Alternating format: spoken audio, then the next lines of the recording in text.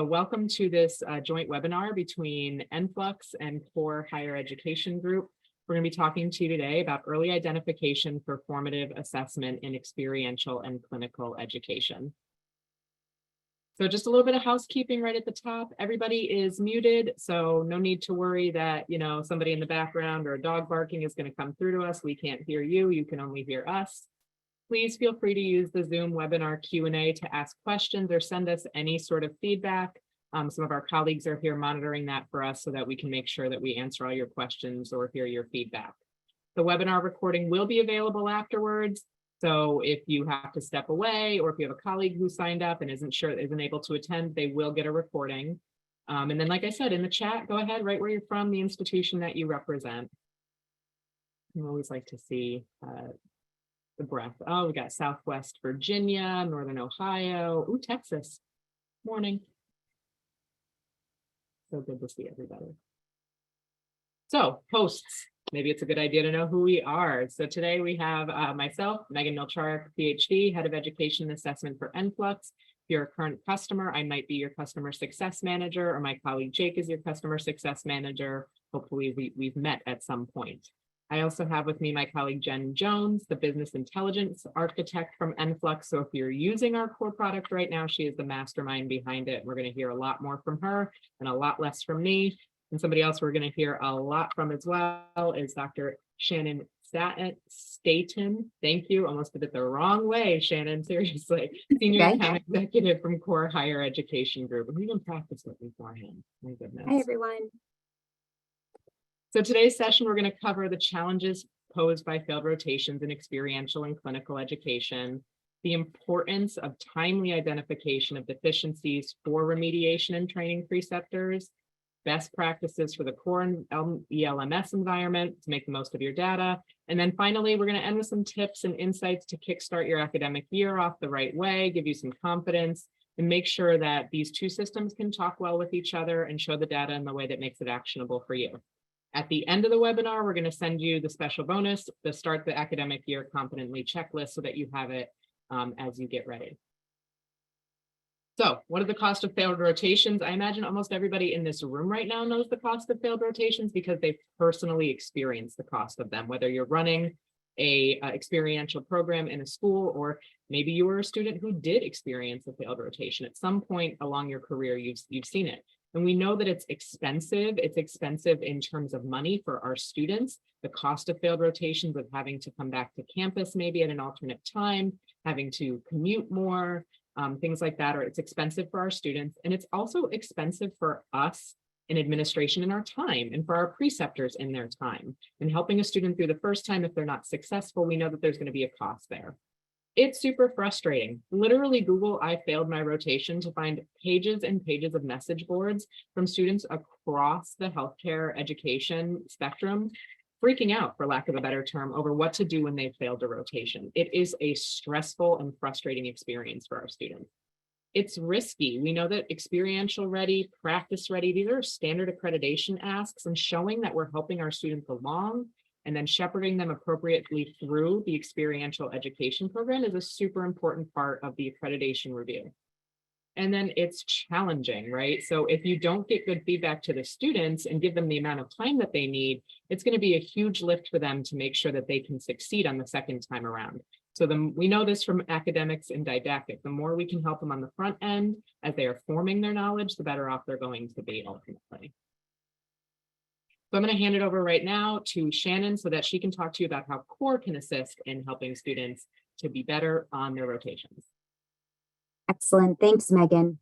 Thank you, everyone, for being here. To give you a quick overview, my name is Shannon Staten. I've been with CORE for 8 years now, and work with many of the schools I saw in the chat with our CORE ELMS product. I'm also a preceptor. And so I take students on rotation. Ours is an elective rotation, so they usually really want to be there.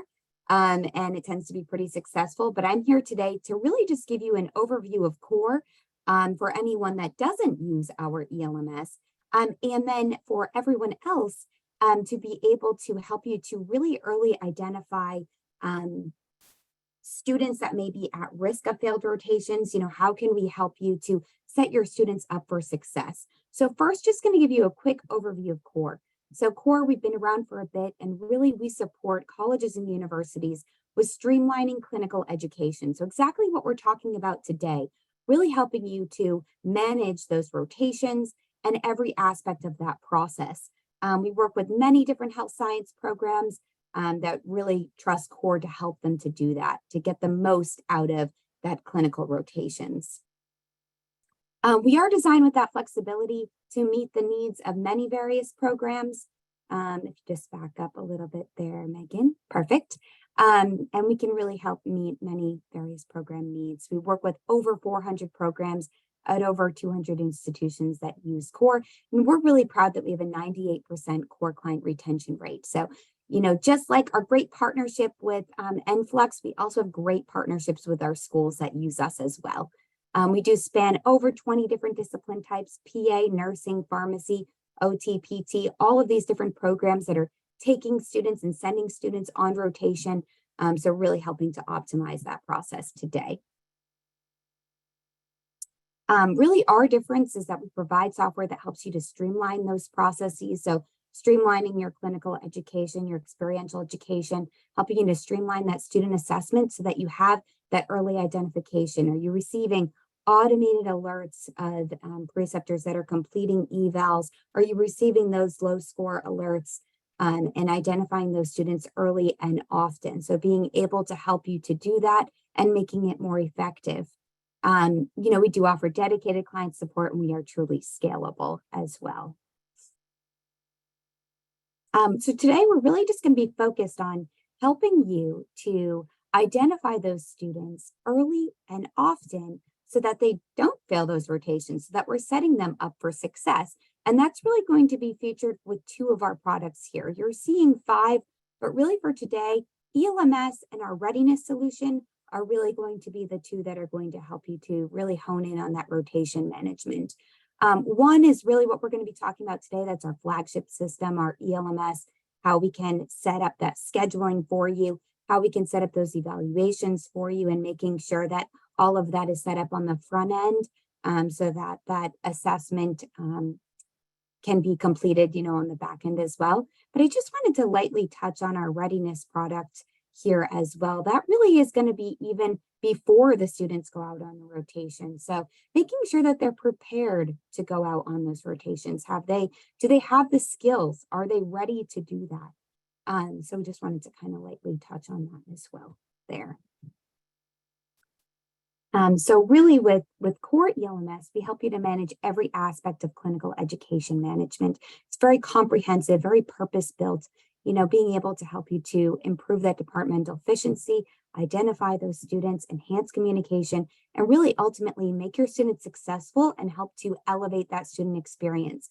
Megan touched on, the frustration with failed rotations. We really want to help your students to be successful and to help you to have that program that really provides a successful experience in rotations for your students and really helping you to elevate that student experience there. So CORE ELMS has many different modules. Really for today's webinar, we're just going to be focused on a few that I've bolded here, which is scheduling, evaluation, and then those field experiences and case logging. So these are really going to hit on that key focus of the webinar, which is really helping you to set those students up for success. So the first being scheduling. That's really the key here, is we want to first help your students to schedule those students. And you can go to that next slide, Megan, actually, if that makes sense. Thank you so much. So what CORE ELMS is going to help you to be able to do is to optimize your scheduling for students and preceptors. That's kind of the first element here, right? Is making sure that 1, they get all of the assignments that are required, but 2, that the students are also going to be excited about those rotations and be able to perform better. So what we can do with our Smart Match scheduling is provide students with a wish list, if that's something that your program offers, is for students to go out, see what's available, and submit those requests to you so that they're excited for their rotations and we're setting them up for success on the front end. So Core ELMS can really help you to optimize that scheduling. Of course, there's going to be requirements that the students need to do, but hoping that all of those schedules are good fits for your student so that they're ready to go, they're prepared, and they have those schedules ready for them. Next is going to be those evaluations. So this is really the key.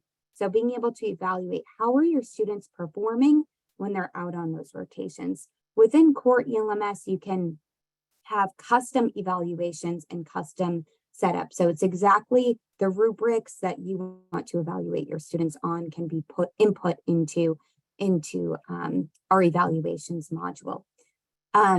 We are going to be sending out a checklist on how to make the most of this so that on the back end, when you get that data in those dashboards within Enflux, that's really readable for you, and that data comes out really nicely over there as well. So we'll be giving you some nice tips and tricks and some best practices in order to optimize that. But those evaluations, to hit on that, we will be able to send out any low score alerts. You'll be able to have that early identification of students that maybe are at risk or might not be doing so well. If a midpoint is submitted by a preceptor, that student receives that feedback right then and there so that they can take action to hopefully avoid that failed rotation, and so that there can be effective strategies for remediation. So CORE's evaluations settings can really help you to do that. So all of those evaluations will be sent out automatically. There can be lots of notifications and alerts that go out to make sure that those instructors or preceptors are filling those out and sending them back in a timely manner so that then your students can take action and need to ultimately make those changes to avoid failing that rotation at that point. Next would be any sort of automated feedback for assignments completed on clinical. So your students are probably going to be doing lots of different assignments, whether it's case logs, reflections, really reflection papers, any types of assignments Core ELMS can manage for you. And those will go out to those preceptors automatically once a student submits them.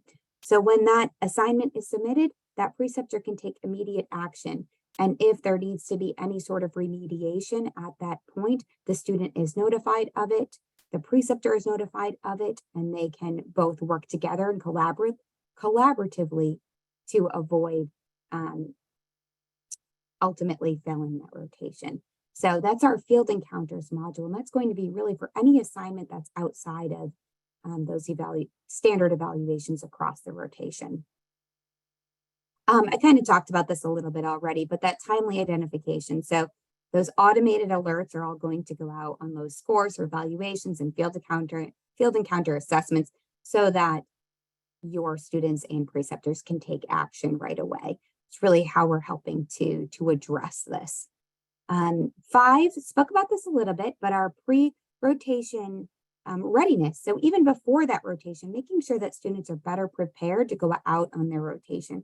That's a big accreditation standard, is making sure that students are prepared for their rotations and that programs are setting them up for success. And kind of just wanted to lightly touch on that again.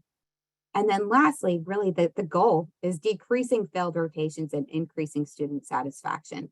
So CORE can really help your team to help better prepare students for passing their rotations and increasing that student satisfaction. So while all of this great data is going into Core ELMS and you can run these reports and you're receiving all of these automated alerts and things, this data is also feeding into the Enflux dashboard. So if you're using the Enflux products, or if you're interested in using them, and you're kind of getting all of this data from different places, then you're able to kind of take action within those Core ELMS dashboards as well. And Jen is going to talk a little bit about that as well as Megan. So I'm going to pass it back over to them. Thank you.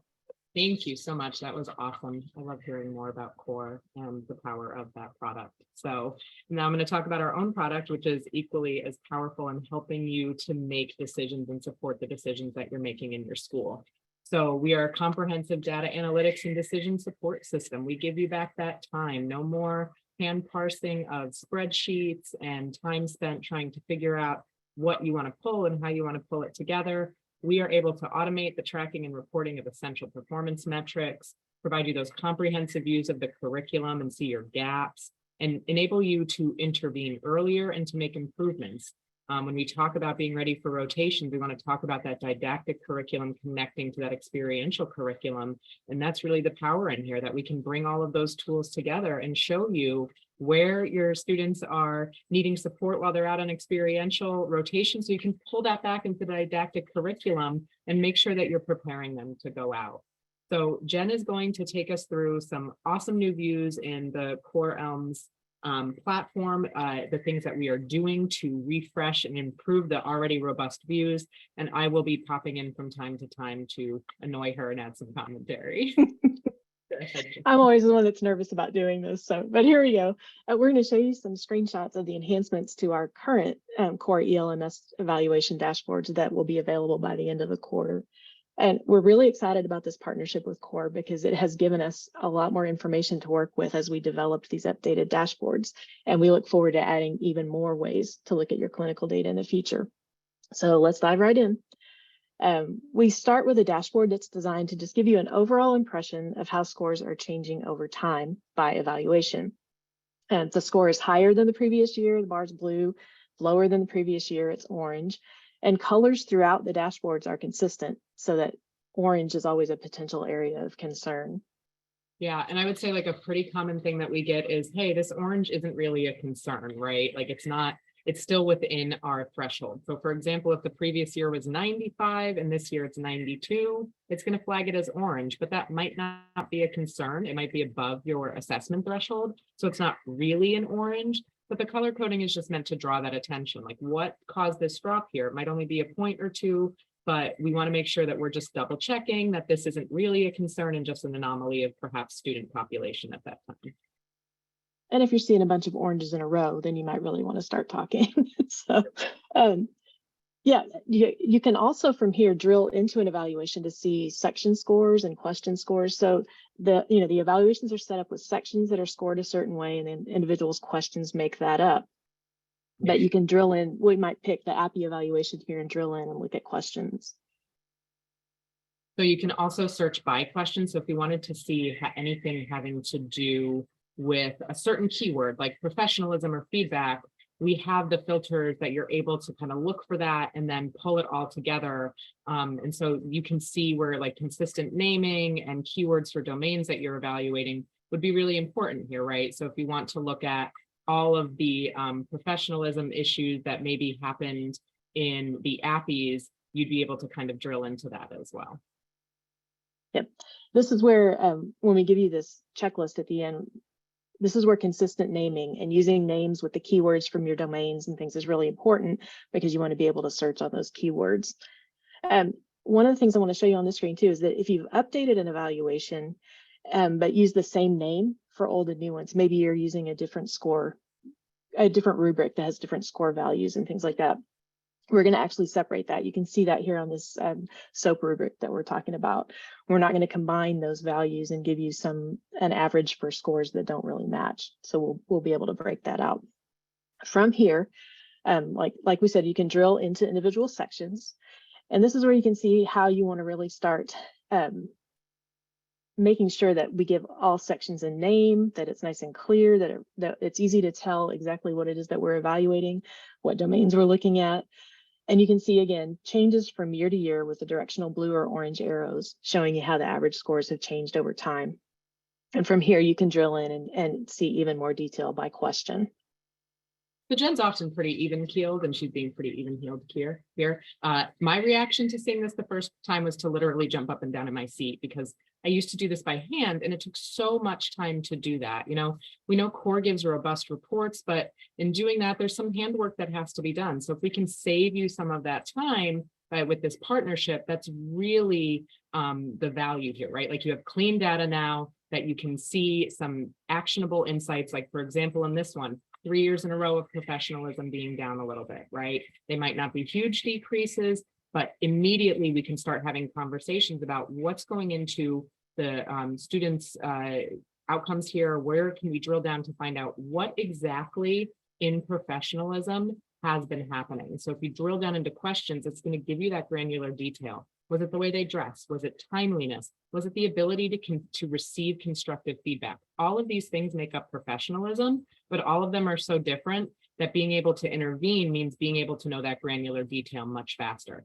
You don't want to intervene on professionalism on dress when your students aren't able to receive feedback, and that's ultimately the issue. All right. Let's go to the next one.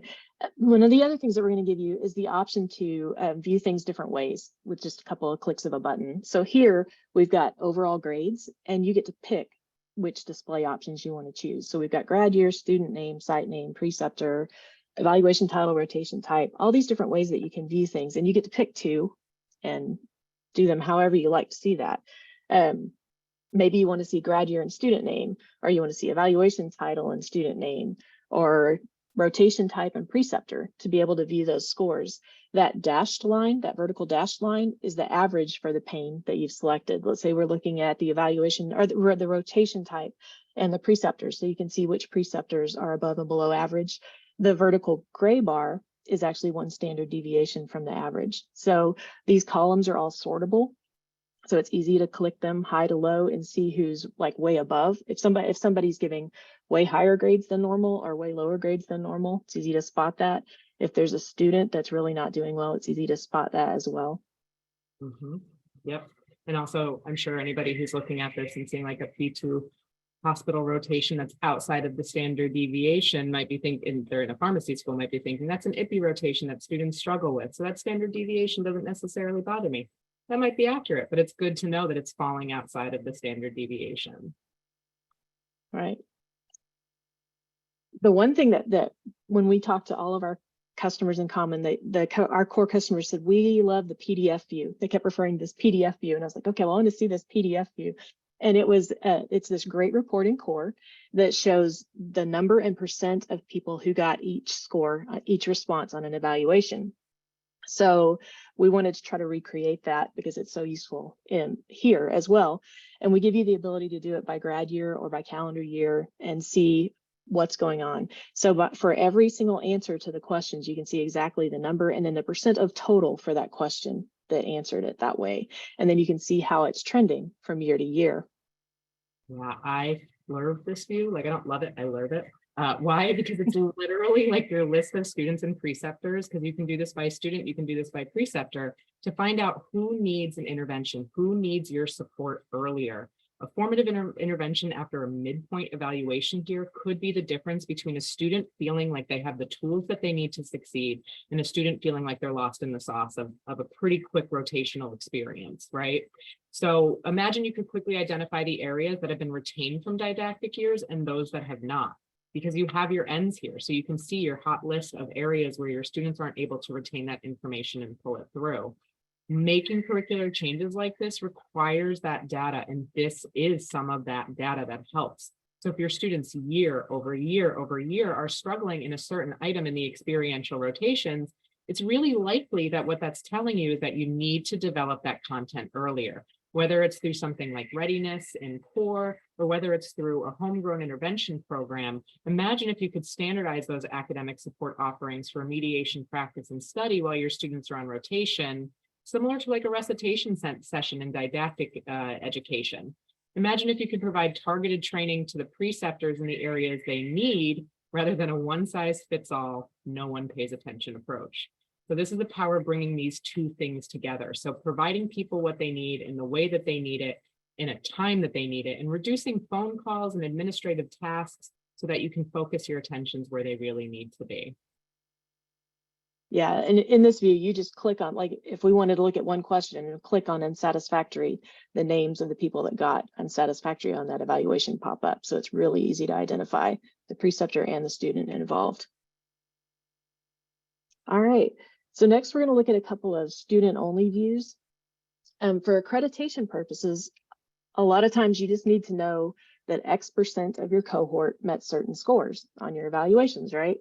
And that's what this view is designed to do. You can enter a value in this highlight values below parameter, and you can see how many of the students in the cohort met at least that score. This particular view is by section, so it's going to average the grades for the questions on that section. And you can see, like in this one, the 2022 cohort, 73 of 75 students met a score of 3 or better, and that's 97% of the students evaluated. This is where consistency in score menus becomes apparent. So if you have different menus for different sections, maybe some of them are on a 5-point rubric and some are just yes, no, they accomplished this or didn't. And there are definitely reasons to use both. You can actually filter this view by section and then change that acceptable score value. So it's easy to just do that for the sections that you want to look at. And from this screen, you can easily, let's go to this next one, flip right into a view, and it's just a click on that same screen that shows you which of the students didn't meet the score. So those 73 of 75 met it, but I got 2 that didn't. So it's easy to go here and see exactly who did not meet it. Those columns that have the little H at the top are they're like roll up, drill down kind of things. So you can roll all the way back up to the student grad year and see just the averages for the whole class, or you can click in it and immediately drill in and see all the student names. And you can filter down to just those that are below this METS score or above, or however you want to look at it that way. Let's say you want to reward students who performed really, really well. You want to, celebrate their success. You can make that a very high score and say, I want to see everybody who met that score, quickly and easily identify those. These views are all available by midpoint, by final, and all of these columns are sortable as well, just like we had shown you in the earlier screen. So you can easily sort who's doing well, who's not doing well, where do we need to focus our attention. And then there's also a view that lets you compare midpoint to final. So that'll be the next screen, Megan. And I just wanted to we want to see, oh, go ahead, yeah. Insight about identifying stellar performers too, right? So we do spend a lot of time, and obviously we're spending a lot of time here talking about how to intervene with students or preceptors who might need your assistance and support. But many times we also want to identify our students who are jumping beyond what we've expected of them, and even going beyond even the expectations that we could set as the highest expectations. And we want to identify and reward and celebrate those students too. But sometimes that can get lost in all of the tasks that need to get done inside of an experiential office, or end up feeling a little bit like an afterthought. So in giving you time back, again, we're giving you that time to focus on all of the student needs, which sometimes means finding the students who are doing an outstanding job and celebrating them as well. Right. So here we also let you compare midpoint to final. So when you look at this view, and again, you can roll it up by grad year, or we've got it drilled down into student name. And you can see that little vertical black bar is their score on the midpoint. And then the colored bar, horizontal bar, is how they scored on the final. So again, if you see one that's orange, it's a student that did better at midpoint than they did at final. And this one is also filterable, so you can identify those students. But that lets you follow up with people who look like they were doing great at the midpoint, and then something happened between midpoint and final, and you need to try to see what's going on, what might have happened there.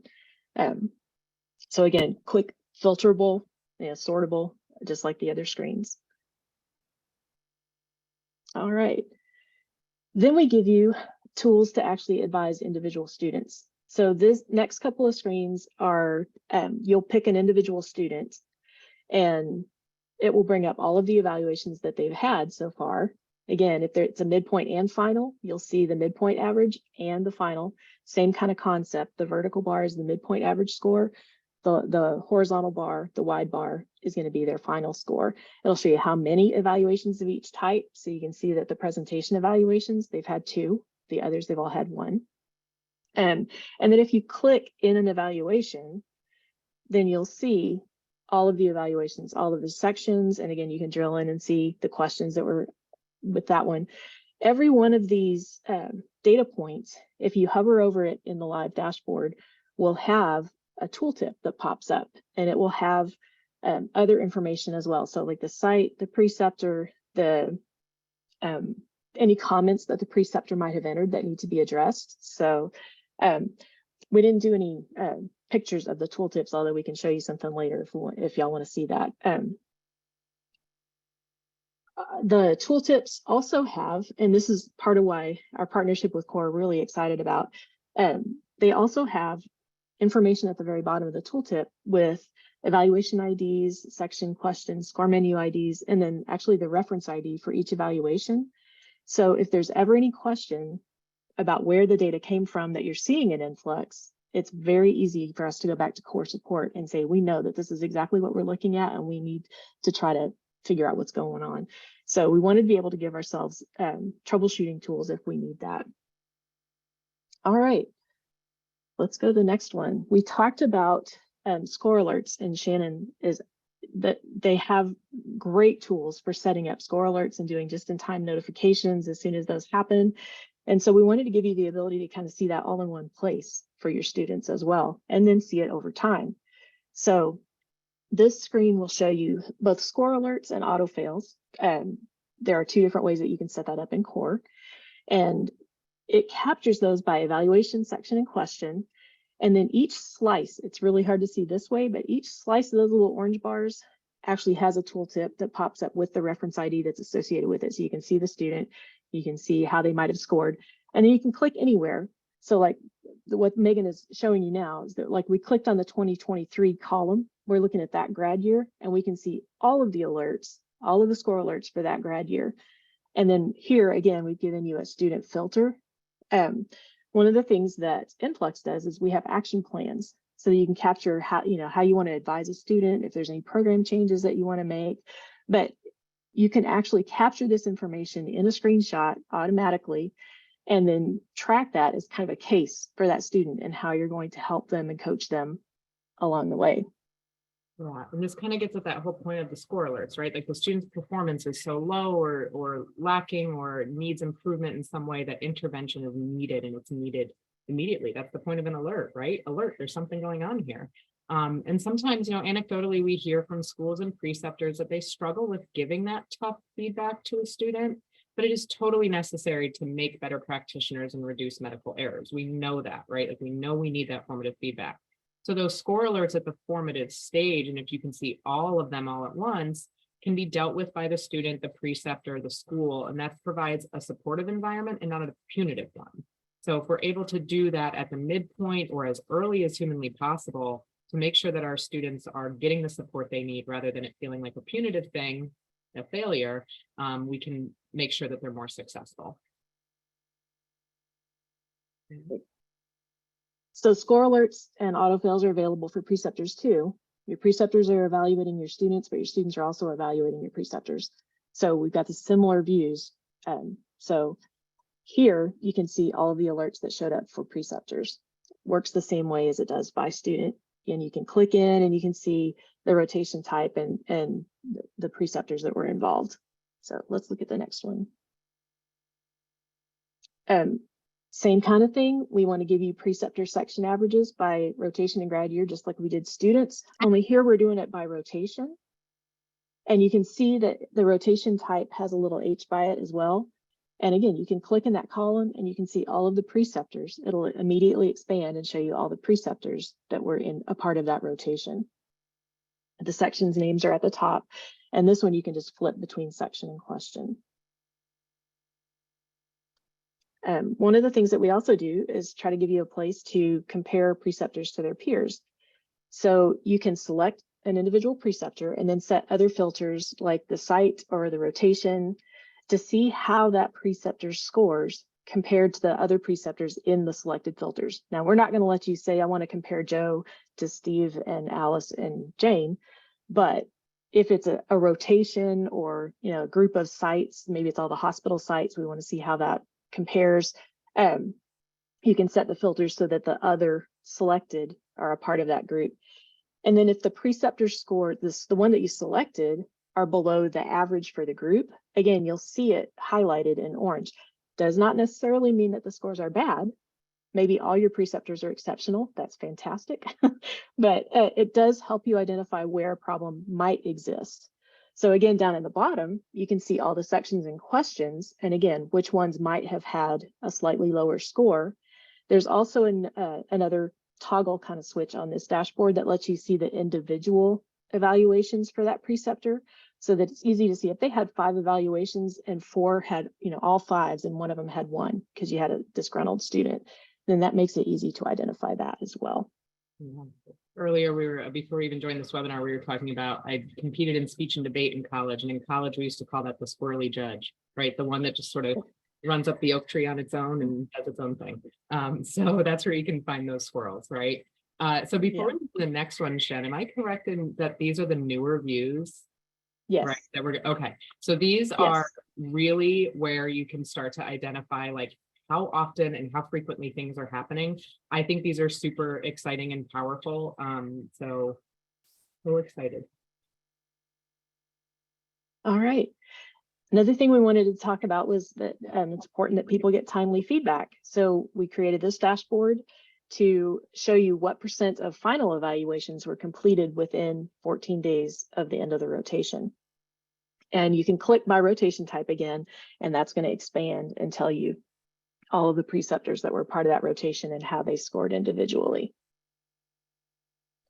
And along those same lines, we did one that gives you the average number of days between midpoint and final evaluations, because we want to be sure that we're completing the midpoint evaluations in enough time that the student can address any deficiencies before the end of the rotation. And again, these are clickable. In this case, we've clicked in that 2023 cohort because we want to see what's going on. There are preceptors listed here, and those ref IDs, each one of those is an evaluation. So it's easy to identify. The ones that have the zeros there means that the midpoint and final were done on the same day. And we know 0 days. Yeah, and we know that that formative feedback needs to be delivered in a timely manner. Providing as much time is going to result in better outcomes for the students, not just because our brains need processing time to integrate new information and make sure it's really in there, right? We all need the amount of processing time that we need, but also in terms of things that we're really concerned about now, burnout, mental health of our students and their needs there.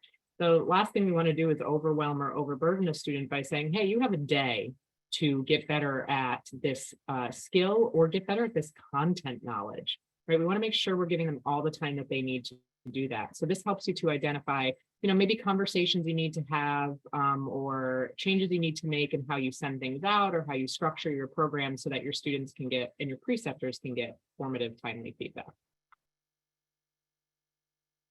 Okay. And then the last one that we want to show you right now is this number of students divided by number of preceptors. We're just trying to give you a kind of a quick and dirty student to preceptor ratio. This is, any student and any preceptor, we're going to count them one time that had an evaluation in a given rotation and grad or calendar year.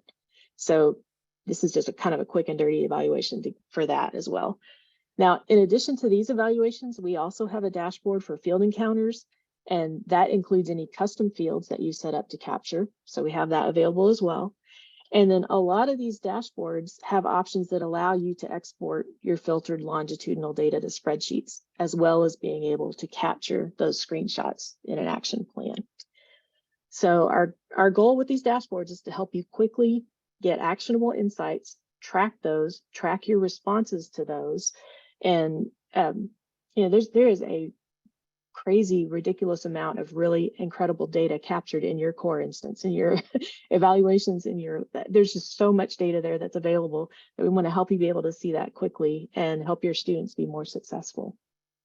So Jen, we don't want people to wait too long for these awesome new updates. So we're expected to have these out soon, right? Yeah, by the end of the quarter. Yep. Awesome. That's very exciting. All right, so starting the year off right between our two products, getting everything set up, and just thank you again to Jen and Shannon for giving us those robust overviews and insights into how you can use both of these platforms. So how do we want to make sure that you can use both of these platforms to make sure that you're getting the most actionable data out of it? So we've come up with a brief checklist, and we're going to send this out to you so that you have it along with the webinar recording. But clear naming, right? Making sure our nomenclature is consistent.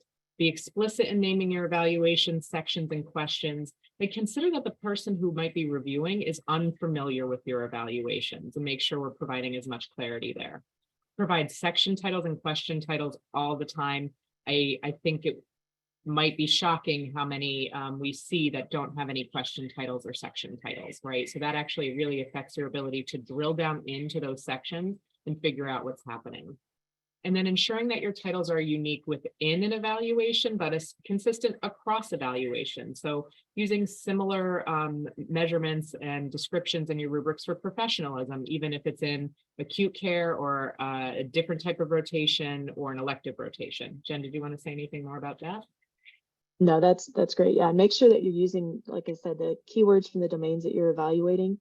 And most of our filters will actually like for example, a site filter. You may have hundreds and hundreds of sites, and if you're a pharmacy, you want to quickly and easily filter to all of your CVSs. Okay, so the filter will let you type in CVS, bring up those, and you can quickly click those and just filter immediately on those.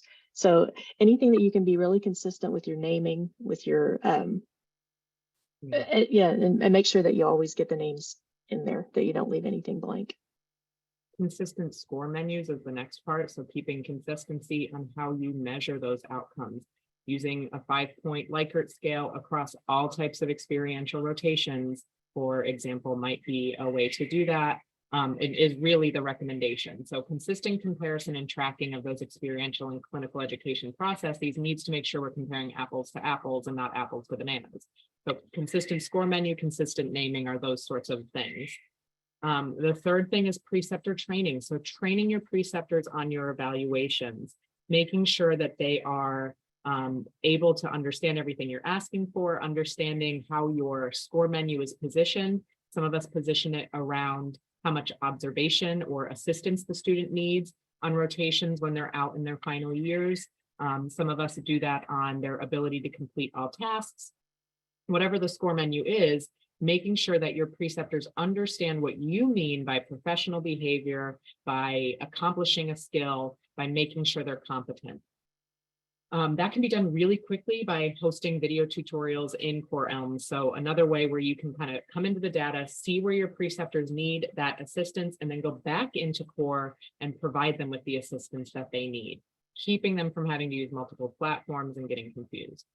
Verify your student information. Number 4, double check that student information regularly. Confirm updates like name changes, cohort and grad year changes. The common thing that we see in data products across the board is that if it's not automatically populated from some other system, if something changes in the student's record, making sure those changes are consistent. And then rotation date conventions, using those consistent naming conventions for rotation dates. So providing that clarity, right? And even if you shift that process along, making sure that when you move forward in a new naming structure, that it stays that naming structure. And then long-term evaluation design. Jen, do you want to talk about this one? I mean, I can talk about it, but I know you love it. Yeah, we just want, when you're designing your evaluation, you want to be able to use that evaluation for more than just one class, one rotation, one block, that you can use it over time and over years, because what you really want to see is that longitudinal comparison. So think about how you can design one that's going to be useful. And I think pharmacy is about to have to really think through that again. Is that correct, Megan? Yeah, I think we're, yep, with new outcomes coming out, and certainly seeing with new outcomes coming out, yeah, we all have to think about it again. As we change our competencies in the professions, you know, maybe that's something we should have put on the checklist for next time, is like making sure that we're always looking at that mapping and that tagging, and making sure that we're keeping up with the outcomes that we want to pull through from didactic into experiential. All right, so we have talked a lot. We thought we'd leave some time for any questions that you might have. You want to throw them in the chat if we have any that we should answer.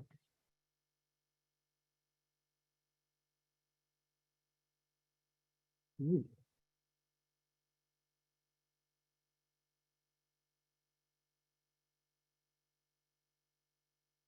Oh.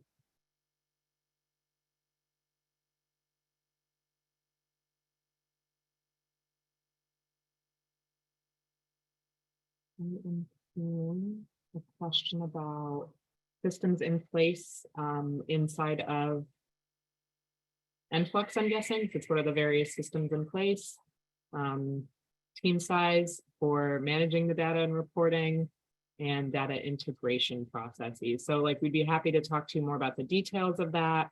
We integrate with Canvas, CORE ELMS, ExamSoft, and other products right now. We do have a very, I would say, robust BI team that is managing the data. And in terms of timeliness, when data is coming in, it's super quick, especially since many of our products, like with CORE, are directly ingested from the CORE platform. So that integration process is a matter of an email, I think, at this point. of making sure that you have given us access to the CORE ELMS product, communicating that with CORE, and making sure the two products are connected to each other. It's a very quick and seamless process. We pride ourselves, and in fact, our onboarding specialist, Jake, prides himself on making sure that it's a very, very speedy transition so that schools can get their data in quickly. And then Shannon, did you have any? No, I think we got everything. That was an accident. Sorry about that.